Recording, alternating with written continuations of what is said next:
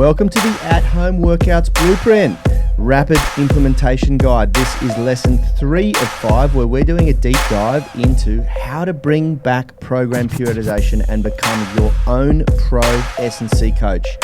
I'm joined here by Rad Bormeister and Richard Lellies, both co-founders of Unity Gym and the Unify Movement System.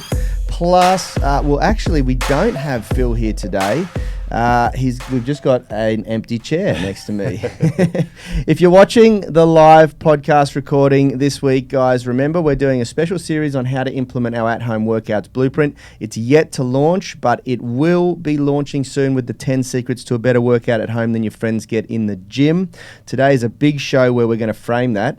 Now, if you're tuning in from the UMS Movement Mastermind group or the podcast or even on our Unity Gym YouTube channel, you will be able to download the blueprint using the link in the description once we get these up on the podcast and on the YouTube channel, and we'll share it also in the UMS Movement Mastermind group. How are you, Rad? Yeah, I'm great. Loving this series. It's a near and dear one that's close to home for me. You know, for those of you that, if this is the first episode of this series that you've watched, I'm sure that there's some of you that missed the first and second episode, and if you did, go back and watch it again because it's really valuable stuff. But we're recording these about 2 months after we came back from lockdown, which was a 12-week period in Australia where the gyms were closed, and we were forced to figure out a way to coach our gym members at home, which is why we created the at-home workout program. And if you're unaware of it, the results that I personally experienced that are validated by just looking at what I was like in week 1 of those at-home workouts, because I train with my shirt off every day, and then looking at me in week 12, I put on 6 kilos, but I leaned up, I became leaner. And the only way you can do that is if you lose fat, which means if I put on 6 kilos, but I was leaner, I would have actually put on about 7 kilos of muscle and lost fat at the same time. I also increased my flexibility, which is massive because I'm already a pretty flexible person. I increased my strength, I came out stronger, and I was fitter than I've ever been since, I was in the army. When I was in the army 10 years ago, I was pretty fit, but I don't do that much cardio now anymore, but just those little circuits that we did at the end of those at-home workouts, man, was I fit. So I'm just so pumped and excited to be talking about this stuff because there's so many people around the world that are still in lockdown from the coronavirus, and even for people that aren't, there's some people that just want to train at home, and there's or in a park, whatever. There's people that just don't like going to the gym, and that's totally fine. And this is what the whole purpose of this series is. It's to teach you that you can get a better workout outside of the gym than your buddies are getting in the gym if absolutely. you know what to do. If you know what to do, if you know how to apply proper strength and conditioning principles that have been tried, tested, and proven, they've stood the test of time because they are what deliver results. And a lot of the time it's going back to simplicity. Now, before we get into it, this is midweek, so I want to do a quick recap.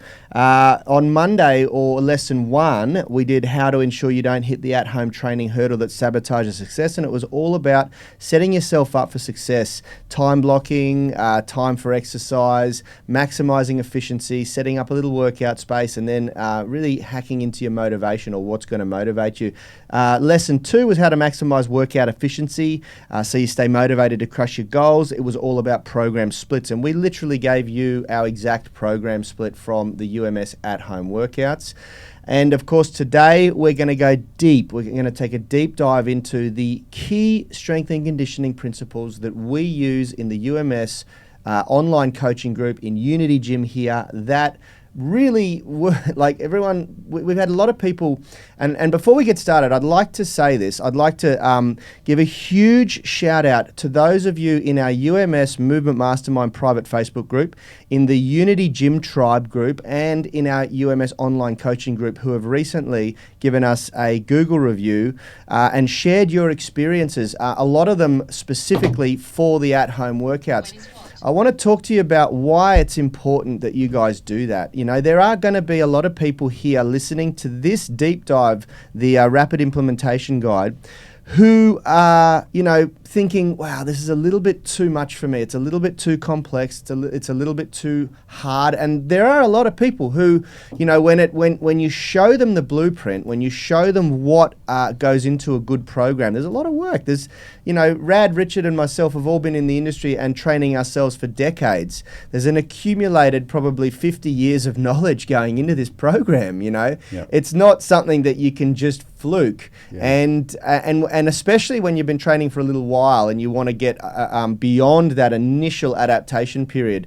So I just want to give a shout out to those people who have given those Google reviews, because there is a very large possibility that your review, your story, what you share is the tipping point for someone who might actually start exercising properly and start getting some really, really life-changing transformational results. Yeah. So much love to you guys. Thank you very much for doing that. And for those of you who are listening or going into this deep dive, who are just starting to absorb our content for the very first time, I urge you to jump over, just search Unity Gym on Google and check out the reviews coming in, because those are real people, they're real stories. And you know what, like, to talk about what you just said, like, if you're listening to this stuff and we're into day 3 now, you've heard a couple of days, you've read the At Home Workouts blueprint, and if you're looking at this going, oh my God, this is so confusing, the truth is, it's to create a good program, there's a lot that goes into it. And if you're feeling that confusion, we've got a really simple solution. Jump into our at-home workouts, because we've done it all for you. We've removed the confusion and we have created the ultimate at-home workout routine to make you strong, flexible and fit, all in 1 hour workouts, and it'll change your life. So if you are feeling like, wow, I really want to get started on this, but God, this is so much information and I don't know how to do it, then just grab that program. Yeah. And we offer a 30-day money-back guarantee with all our programs. If you get it and you don't like it, let us know and we'll refund you in full. Heck, you could probably memorize, because we've done the at-home workouts in a way where we've released it in phases so that it's not overwhelming, it's not a subscription. You can just get one phase and get an incredible result from that one phase. Yep. You could almost rehearse and learn the program in 30 days and then just get the refund. That's what you want to do. Keep going, yeah, absolutely. Okay, guys, let's dive into it, because today is a really, really important lesson. This is, I think, probably the most important, and that's why I put it right in the middle here. Today we're going to talk about how undulating your training between high and low volumes delivers an incredible result. This is exactly how we program for the UMS, both here in the gym and online. We're going to talk about how updating your workouts every 4 weeks helps avoid plateaus, and that's how we did it in the at-home workouts. And there's a very real specific reason why. We will have a lot of people on the live stream and in the UMS going, oh, why are you doing 4 weeks and not 6 weeks like the UMS program? We'll explain that today.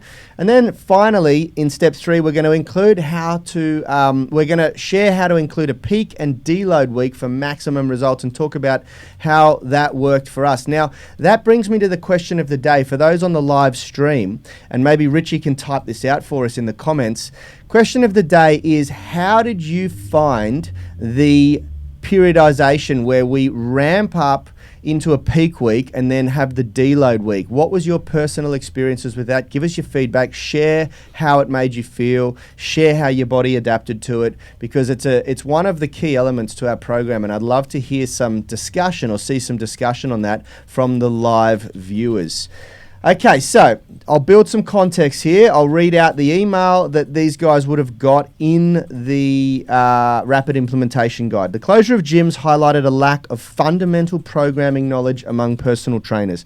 Overnight, most coaches went from trainer to entertainer. We did a huge series on this a couple of weeks ago. It was a disaster, quite frankly.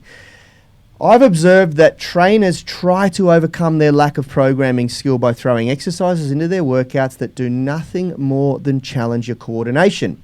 I think the advent of, jumping off script here, the advent of social media has made this much worse, because people are trying to entertain and wow with appealing to the eye exercise routines that deliver very mediocre results. We'll talk about that more in a sec. Although it's okay to do sparingly, there must be clear reasoning, and it should be done progressively. It doesn't matter what you're doing. If you're challenging coordination, it still needs to have progressive overload. Coordination is a major limiting factor in the development of strength and flexibility. I'm going to repeat that twice because this is probably the key insight from today's lesson. Coordination is a major limiting factor in the development of strength and flexibility.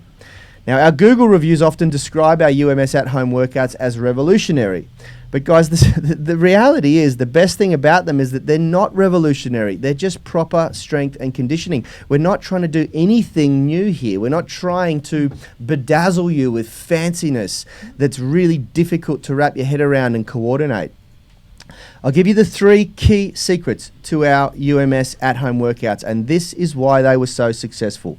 We undulate the training between high and low volumes, meaning one program phase is high volume followed by a low volume. This is how we do it in the UMS and here at the gym. Since there's an inverse relationship between volume and intensity, when the volumes are high, the intensity is low and vice versa. So that means that if you're doing super high reps, of course you're going to have to do lighter weight, and then if you're doing super high weight, then it's much better to do low reps, and you just won't be able to rep them at the same amount of volume.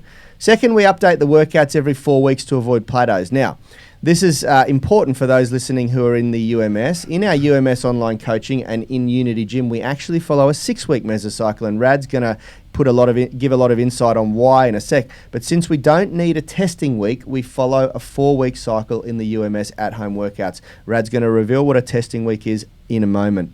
We include a peak and deload week for maximum results. This has become a staple in our regular programming for one simple reason: because it's the best way to train. It just provides the best amount of stimulus for the body. Now, these programming methods are not super complex, but they work. If you apply these 3 steps to your at-home training, you will see exceptional results. Let's dive deep into each of those 3 points, starting with the first one, Rad.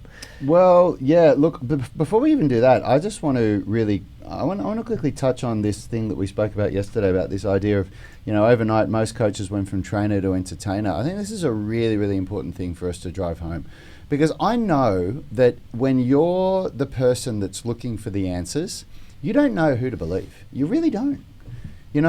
Why? Like, people are going to be watching this and thinking, well, I don't know if I should listen to these guys or listen to that other guy's video that I just watched where he looks ripped and slightly better abs, and he's, he looks muscular, and he's showing these workouts. Like, maybe that's going to work better for me. And I really get that. So I need to just really frame that. I need to understand that I respect the confusion.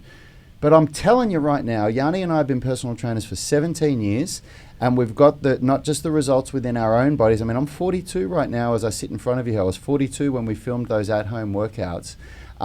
We've got the results to prove, and we've also got the results to prove with our tribe around the world. And I'm telling you right now, this concept of complexity really stifles people's progress is really important to understand.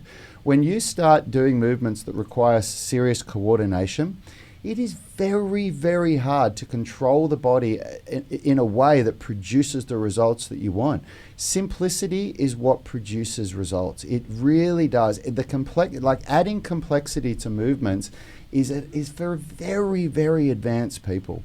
And unfortunately, this is what these people that have, I don't know if they're doing it intentionally or not. Of course we don't. They're doing it for views. Yeah, but they're doing it for views. It's intentional because they know that they get views. But there are also a lot of people that are out there that they've been able to successfully train their own body, but they don't know how to train other people effectively. And you've got to understand, for those of you that are listening, training yourself versus training someone else are 2 very different skills. Very, very different. Because when you train yourself, you just feel what works for you. And a lot of these people just were naturally gifted at this stuff. A lot of them also forget the sheer amount of time they've invested in their training. That's right. You've been training for 15 years. You can't just come up with something that works for you and expect to give that to everybody else. There's a very small percentage of people in the world that are at that level that can... Let me add to that, because this is really important to understand. And this is what a lot of people fall victim to. And I see it a lot. I see it among people that I follow and I aspire to as well. People train for 15 years laying a foundation of strength, flexibility and fitness. They build a physique by doing so, and most of the time it's practicing very basic, very simple bodybuilding practice. You know, they're overloading the body through program periodization, through progressive overload, and through an enormous amount of volume on simplicity, simple movements. Yep. Then they get very bored of that. For whatever reason, their own personal training evolves to doing fancy stuff, which is what should happen. Yeah, that's exactly right. You get to a point after several years where you should move on to something else. You know? That's exactly right. But then what happens is the stuff that they post on social media gets much more engagement than the basic stuff that they actually did to build the body that they've got, that everyone's looking at, that's their unique selling point. Yep. And so then they think, well, they don't make money selling simple. Yep. So they sell this complex bullshit that never delivered the results in the first place. Now, here's the thing, guys. It's much easier to maintain a physique, to maintain a level of strength, flexibility and fitness than it is to get it in the first place. And getting it in the first place takes time, and it takes doing the simple stuff over and over and over again, you know. And so, unfortunately, there's this myriad of people out there falling victim to the notion that you can train with these fancy looking workouts and get the body that the person who's teaching it has. And it's not the way it works, you know. Yeah. And I see it time and time again, and it frustrates the crap out of me. Yep. Yes, do fancy if you want to learn how to do twinkle toe, sidestep, jump around, touch your toes and bow. You know, if that's what you want to learn, then yeah, practice that. But if you're not trying to learn that and you're trying to become the person who's on that Instagram feed, then chances are you need to do something totally different, you know? Absolutely. So it's really important that you know, if you are watching this and you're trying to decipher what kind of path you go down, you have to remember that. You really do. So let's go into these, the question that Yanni asked me. So how do we undulate training between high and low volumes? So the way we did it in the at-home workouts, really, we just started with something that was quite simple. So, for example, on Mondays, we just did a basic push-up. I'm pretty sure I've got to remember back to it now because it was a while ago. No, we did pike push-ups first, didn't we? Yeah, we did pike push-ups, but I'm pretty sure. No, we did pike push-ups, and then we did the push-ups with your hands near the hip. Yeah, that's right. I can't even remember what we called those ones. Planche push-ups. Planche push-ups, yeah. So they're both simple movements that can easily be regressed, okay? And then we slowly progress to some more challenging movements that are easier to overload the body by doing the archer push-ups and the 1 1/4 push-ups. So you can achieve fatigue easier in a shorter amount of time. So that's an example of a way that we periodized intensity and volume with a mix of both the exercise selection going from easy to hard movements, but also by adding what we call inter and intraset overload variables, where we change the contraction type, we add the addition of pause repetitions in the least advantageous point of the movement to create more difficulty, more load. And also by, like for example, on the leg days, like as we got progressively through phase 1, 2 and 3, I added more exercises within the same workout that really fatigued the legs, whereas in phase 1, there were less exercises that really fatigued the legs. So even though you're doing the same amount of exercises in a workout, there was a couple of them that were carefully selected to allow your legs to recover a bit more. But everyone was saying once we got into phase 2 and 3, it was just murder because it was, you know, there was less rest time between the exercises that really pushed you and challenged you. You know, those plyometric lunges, who remembers those? Whew, they were brutal. Then let's talk about how and why we update the workout or the exercise selection every 4 weeks, and why we do it differently than the 6-week mesocycle that we use in the UMS at the gym and online. So it's a really good question, and there's a couple of reasons for that. So the reason why we do 6-week mesocycles in the UMS is because when we do so the UMS is the Unified Movement System. For those of you that don't understand, that's our unique program. I would go as far as saying, let's It's our revolutionary program. It's the only program I've seen that balances strength and flexibility within the same workout. We don't tell you to do separate workouts for strength and flexibility. And the at-home workouts uses the same principles, okay? So the reason why we do 6-week mesocycles in there is because when we do the unified movement system, we're not limited with our exercise selection by thinking of we have to do it all body weight. So we use weights, you know, and when we're doing something like deadlifts and squats and bench press and shoulder press and things like that, we like to have a bit more time for somebody doing the same movement before we change the program, because the movements are more complex. You know, as soon as you start using barbells and things like that, it does become more challenging for the body. So we want more time with that. And also because we have a testing week as well, and a deload week / testing week, in the testing week, people come up with a custom-made program for themselves. And it's important that you have enough time to really absorb those new movements and teach your body how to do it. And 3 weeks just isn't really enough for that. Whereas when we're doing the at-home workouts, the movements are simpler. They're not as complex. We're not using barbells. So you run into a new problem, which is that people feel much sooner. They feel like, oh, I need a change. You know, I've been doing this for a little while. And even though we've really ragged on trainers becoming entertainers, there is an element of we do need to keep people engaged. Well, there's a reason for that, is because when you're manipulating body weight, it's leverage that you're manipulating, and there's limitations to that. Right. Whereas there's no limitations to how much weight you can continually add using dumbbells, kettlebells, and barbells. Yep. So during a program mesocycle or the 4-week or 6-week phase, in the gym, you're ramp loading, you're adding little bits of weight each week. Whereas in the at-home workouts, it's only you're limited to how much you can manipulate the body positioning. And so you run out, you tap that much quicker. You basically tap out the extent of that much quicker. You know. Yeah, that's absolutely right. And then the last step, you hit a point of diminishing returns, I should say. Yeah, that's right. And then the last step here is that we include a peak and a deload week for maximum results. And this is really important to understand. One of the biggest problems that people face in the gym is the concept of more is more. Like, if I train harder, I will get better results. And it isn't true.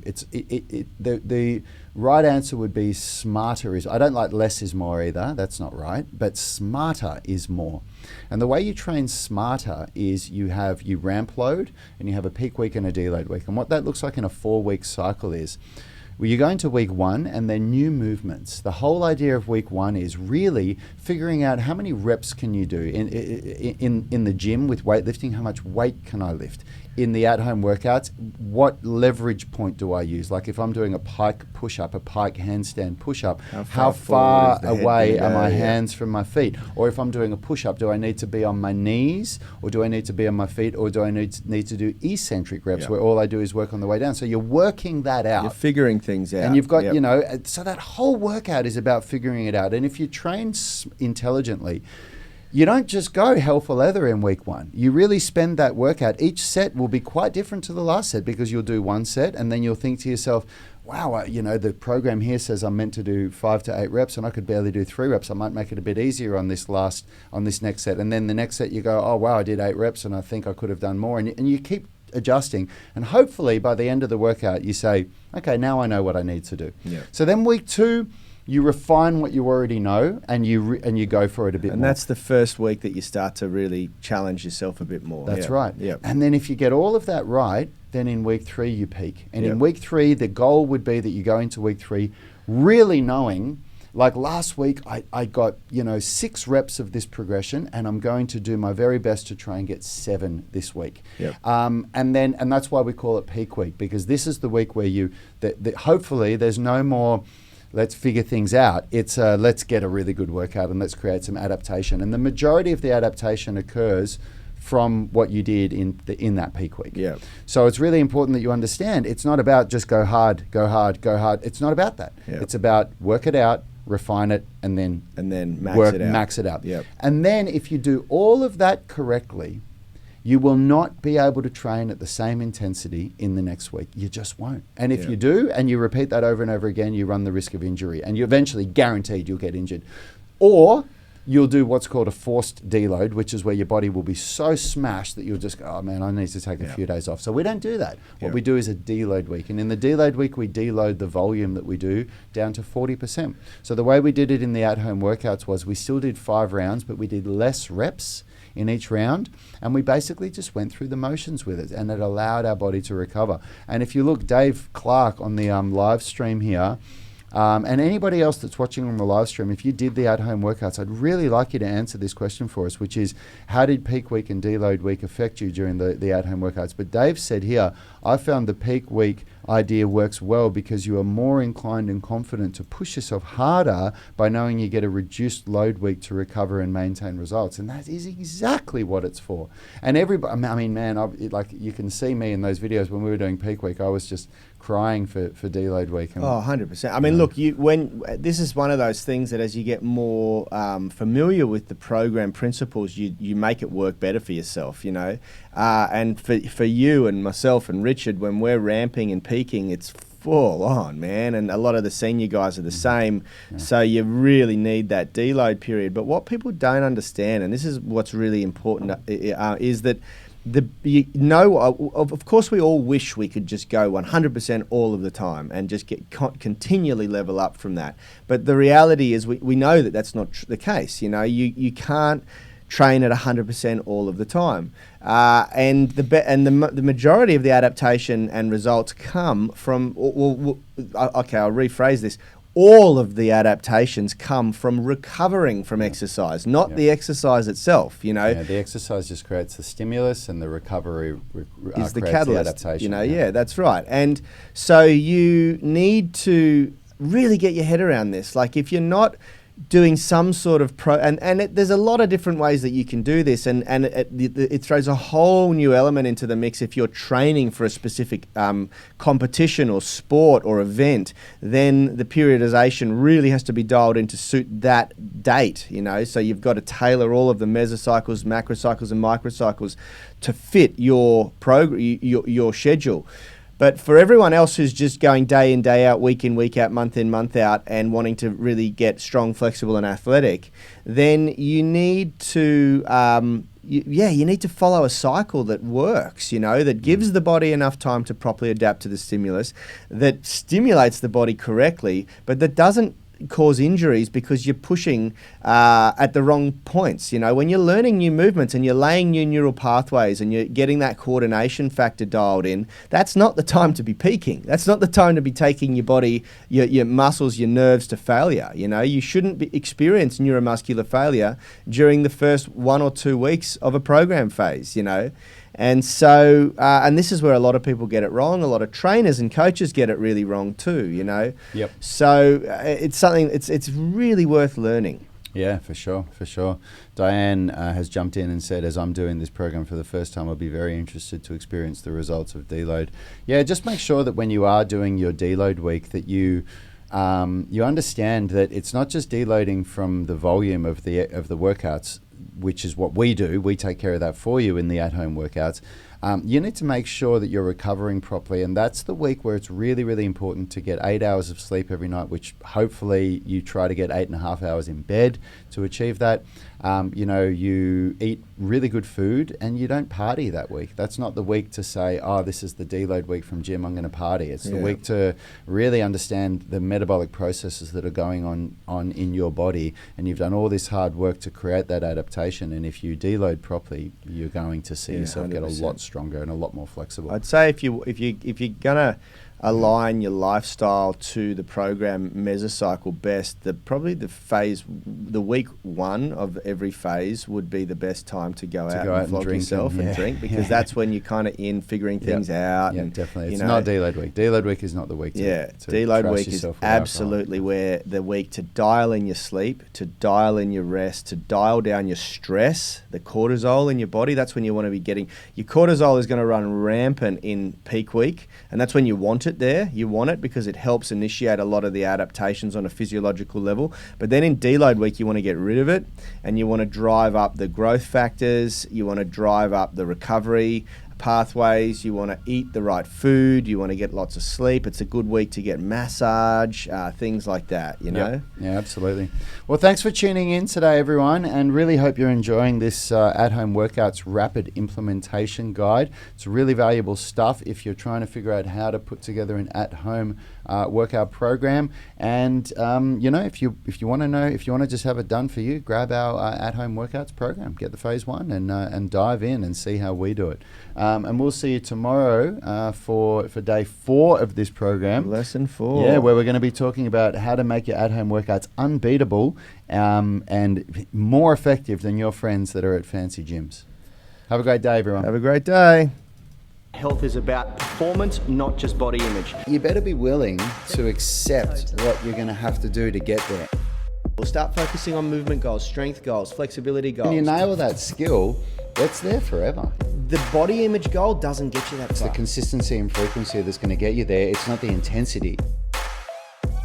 There's no shortcuts to mastery and movement. Destination doesn't change overnight, but your direction will. The gym is not the place to beat up the body that you hate. It's the place to build the body that you love. We are the gym that teaches people how to move instead of just exercise, because we believe that health is about performance, not just body image.